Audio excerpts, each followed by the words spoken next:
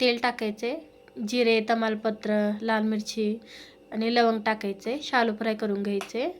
कांदा टाकायचे बारीक कट केलेलं, टमाटर 2 घेतले, काजू, लसूण, तमालपत्र आणि हिरवी मिरची टाकायचे. पाणी टाकायचं थोडंसं, धने टाकायचे 1 चमचा. 2 ते 3 मिनटं शिजून घ्यायचं आहे. पुन्हा काढायचं आहे, मिक्सरच्या भांड्यात टाकायचं आहे, बारीक असं वाटून घ्यायचं आहे. भाजीला फोडणी टाकायचे, 2 लवंग आणि मसाला घेतले. तेल टाकून शालो फ्राय करायचे.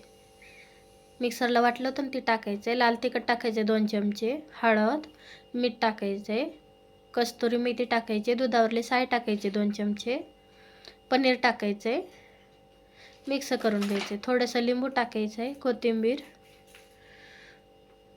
भाजी 2 मिनटं शिजले की काढायचं आहे. मस्त आपले शाही पनीर तयार आहे. खूपच मस्त झाले. तुम्ही पण नक्की ट्राय करून बघा.